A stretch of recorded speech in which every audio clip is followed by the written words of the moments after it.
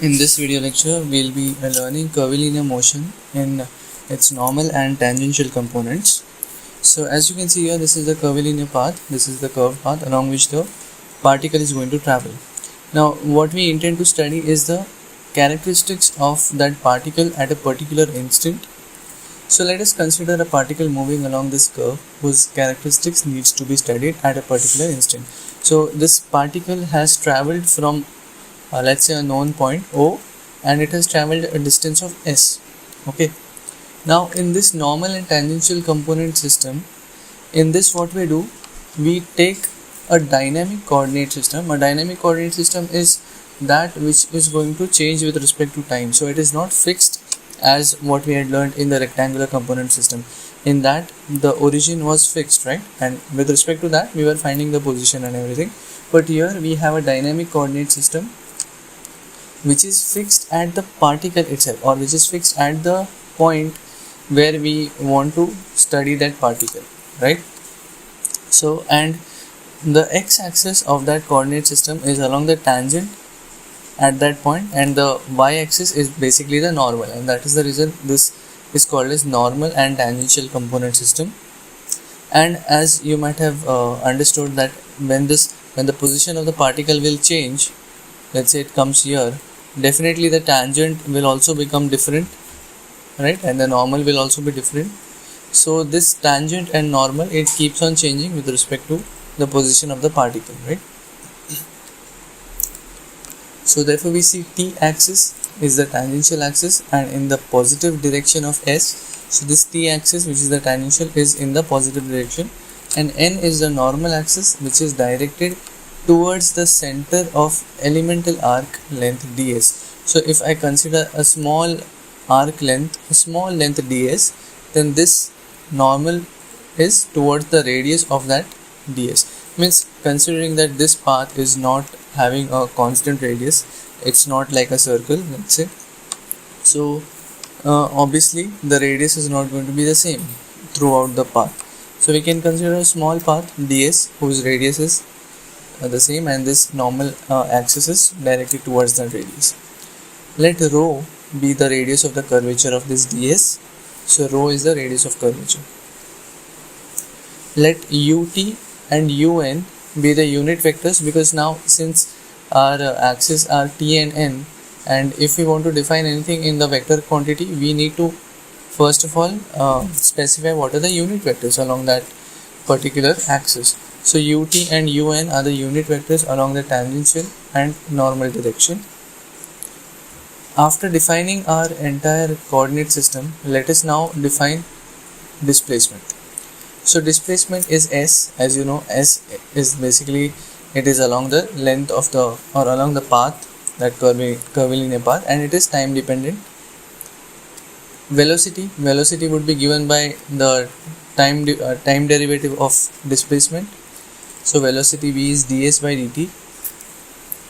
Now as we know that velocity has only tangential component, correct? It does not have a normal component. So this system, this coordinate system, makes it a lot easier for us to understand that velocity is only going to be in the tangential direction. And if I want to write the vector format of the velocity, then there is only one unit vector that I need to take into consideration, which is the tangential unit vector. So in vector format, velocity would be written as v, where v is the magnitude and ut is the direction along the unit vector.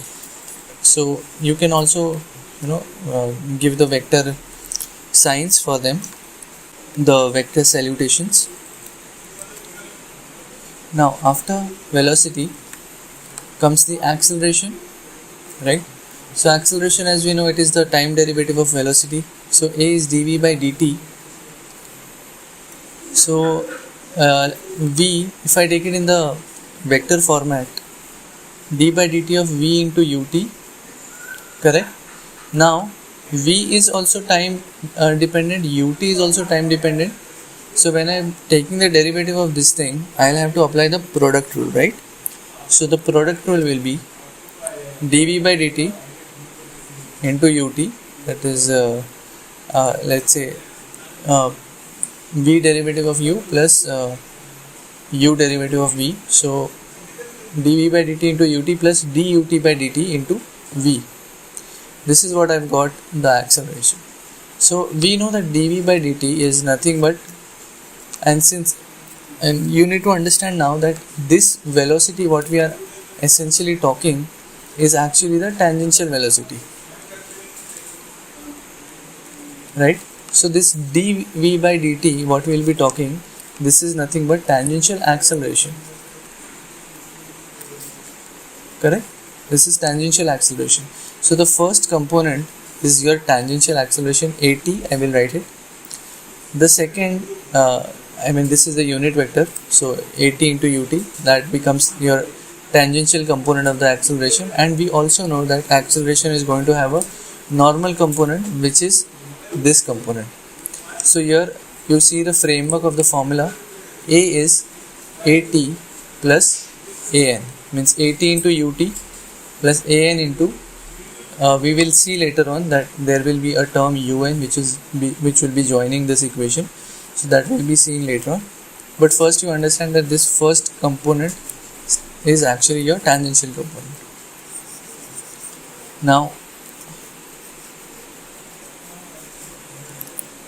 we have dealt with this first part.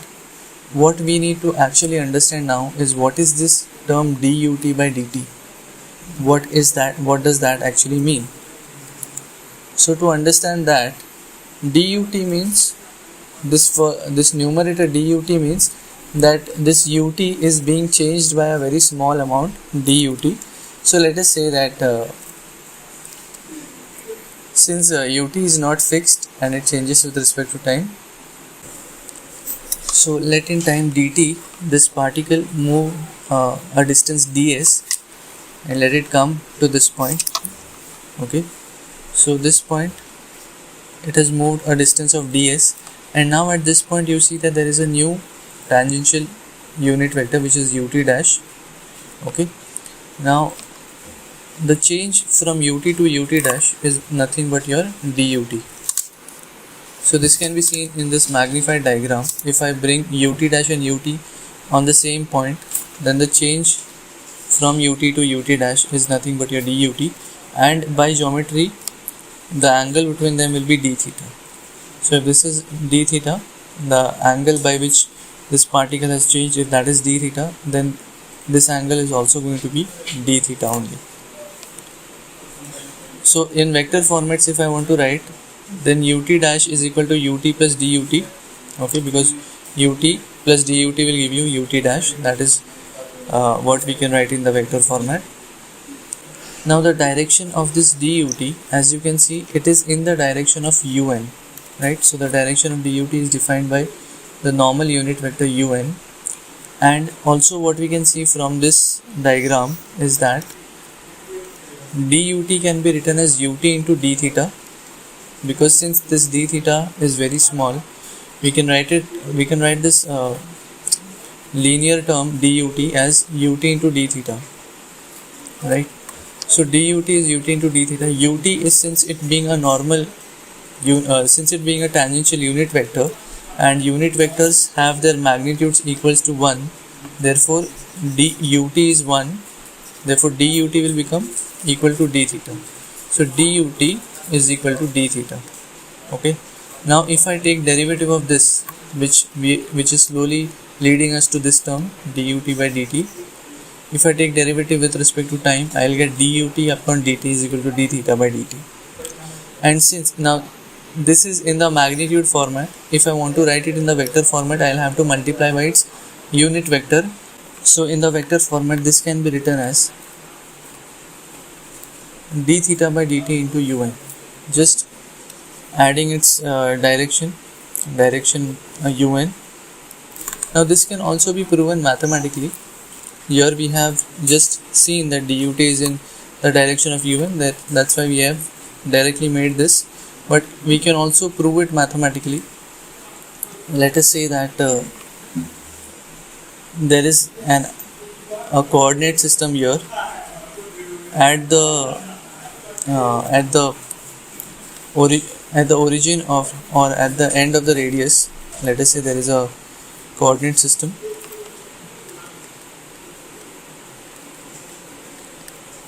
So we have, let's say here, theta. So this much angle is theta, and that's why it has traversed further as d theta. So if this much angle is theta, what we can say is that it's better that I draw it here.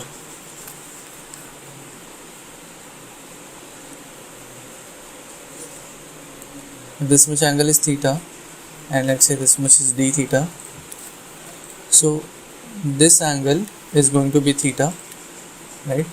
So if I want to draw, this is your ut,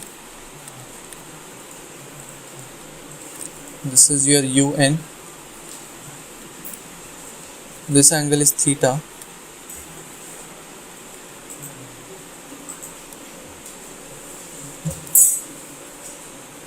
okay. So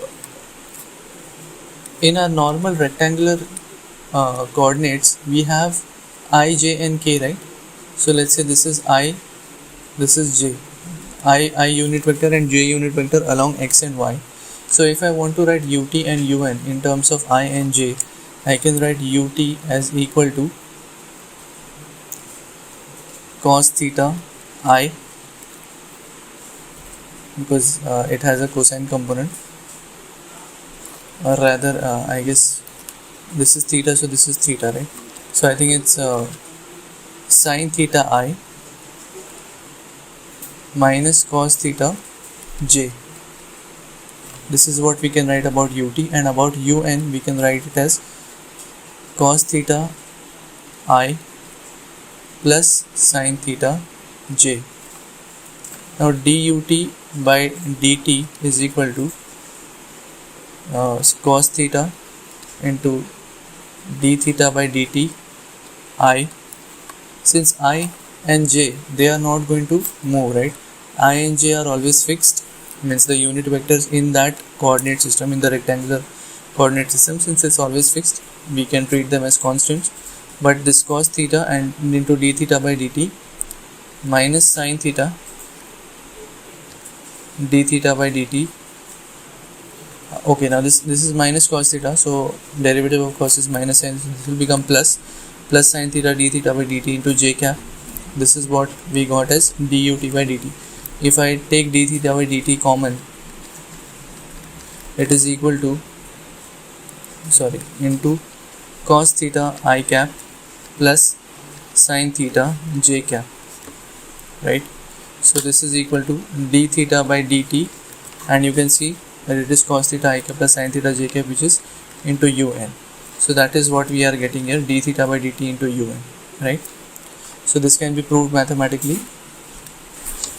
Now further, what we understand is ds, which this particle has moved, ds is rho into d theta.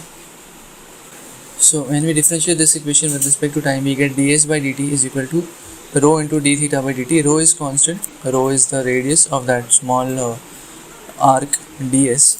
ds by dt, we know its velocity, therefore velocity is equal to rho into d theta by dt. From this equation we can get the value of d theta by dt, which is equal to v by rho, right? So now I have got the value of dut by dt, it is equal to v by rho. Since dut by dt is equal to d theta by dt, so dut by dt is v by rho. This value we can put it in this equation to finally complete this equation, and you will get a is equal to at ut plus v by rho into v into un. So that is at ut plus v square by rho into un. This first term indicates the tangential acceleration, the second term indicates the normal acceleration, which is at into ut plus an into un. This is the final form of your acceleration, and the total magnitude of the acceleration can be calculated with this formula, under root of at square plus an square. Now this radius of curvature is not constant throughout, because for some curves it is not going to be constant throughout, or not all the curves are circle, right?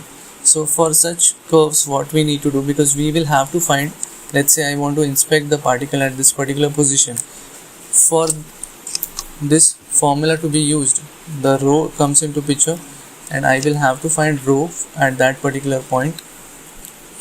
So we need to devise a formula by which we can find the radius of curvature. We see that dy by dx is equal to tan theta. Dy by dx is tan theta. So d square y by dx square will be sec square theta into d theta by dx. D square y by dx square is sec square theta into this d theta by dx. What I do, I multiply by ds and divide by ds. So I get d theta by ds and ds by dx. ds by dx, that is it is hypotenuse upon adjacent side. It is like 1 by cos, right? 1 by cos theta. So 1 by cos theta is nothing but your sec theta, correct? So what we are getting here is d square y by dx square is sec cube theta into d theta by ds, right? Now from this we also know that ds is equal to rho into d theta. So we can get d theta by ds from this, which is 1 by rho. D theta by ds is 1 by rho. So rho is equal to, if I put here 1 by rho, I can just shift the terms and I'll get rho is equal to sec cube theta upon d square y by dx square. This is your rho. Now theta also, sec cube theta. Now we know sec theta is 1 plus or under root of 1 plus tan square theta, or sec square theta is basically 1 plus tan square theta. So sec theta is under root of 1 plus tan square theta. If I cube it, I'll get 1 plus tan square theta raised to 3 by 2, right? So sec cube theta is equal to 1 plus tan square theta raised to 3 by 2. Tan theta we know it is dy by dx. So it is 1 plus dy by dx the whole square raised to 3 by 2 upon d square y by dx square. So rho we get as 1 plus dy by dx the whole square raised to 3 by 2 upon d square y by dx square. This is what is the radius of curvature at any particular point required. So if we want to find the radius of curvature at x equals to something, we'll find dy by dx of that equation of the path, and we'll put x equals to that particular thing. We'll get dy by dx. Same way we can find d square y by dx square, and then we can find the radius at that particular point. Okay, let us solve a numerical. When designing a highway curve, it is required that the car travels at a constant speed of 25 meters per second. So the speed is constant, and as we know that in normal and tangential components we only have one type of velocity, that is tangential velocity, right? So here we do not have two different components of the velocity, that is Vx and Vy, as how it was in rectangular components. Here we have only one, which is the main velocity, which is tangential velocity, and it is said that this is constant speed at which the car is traveling. So it is Vt is equal to 25 meters per second, and it must not have an acceleration that exceeds 3 meters per second square. So what they have asked is, now since this Vt is constant, therefore we can say that tangential acceleration is also equal to 0. Tangential acceleration is equal to 0 since Vt is constant, right? So At is equal to 0. They are saying that acceleration should not exceed 3 meters per second square. So A should be, means this is not the normal or tangential. This is the total magnitude of the acceleration, which is under root of At square plus An square, and it should be less than or equal to 3, right? So At square plus An square should be less than or equal to 9. AT is 0, so AN should be less than or equal to 3, right? Now we know that AN is nothing but AN is V square by rho. This is equal to V square by rho. V is given as 25. So we need to determine the radius of the curvature rho, which is 3 is equal to 25 square by rho. Therefore, the radius of curvature is 208.333 meters. Okay, let us solve one more numerical. What is given is, at a given instant, a car travels along a circular curved road with a speed of 20 meters per second while decreasing its speed at the rate of 3 meters per second square. If the magnitude of the car's acceleration is 5 meters per second square, determine the radius of curvature of the road. So here again we have been given that it is going with the speed of 20 meters per second square. This is the tangential velocity only. We talk only about one type of velocity here, which is tangential velocity, and it is 20 meters per second. And it is not constant, it is decreasing at the rate of 3 meters per second square. Now, since this velocity is said to be decreasing at 3 meters per second square, the acceleration that we are talking about is here tangential acceleration, which is minus 3 meters per second square. Since it's decreasing, we can consider it as negative. What is said is that the total magnitude of the acceleration is 5. Therefore, A is under root of AT square plus AN square is equal to 5. Therefore, we can say that AT square plus AN square is equal to 25. Therefore, AN square is equal to 16, right? Therefore, AN is equal to 4. Okay. Now 4 meters per second square. Now this has to be now there is no question of plus or minus here, because what you need to understand is AN will always be acting in the normal direction, and normal was always along the radius, right? So this was your UN, this was your UT. Okay, so this AN will always be acting along the normal direction, which is, this is actually a centripetal acceleration, right? This is actually the centripetal acceleration. So there is no question of it being negative. If it is negative, it means that it is acting opposite to UN, which is not the case. Therefore, it is always a positive value. So AN is equal to 4 meters per second. 4 is equal to V square by rho. V is 20. Therefore, 4 is equal to 20 square by rho. Therefore, rho is 100 meters, right? So the radius of the curvature of the road is 100 meters. There are a lot more problems that we'll be solving in the next lecture. So till then, take care. Thank you.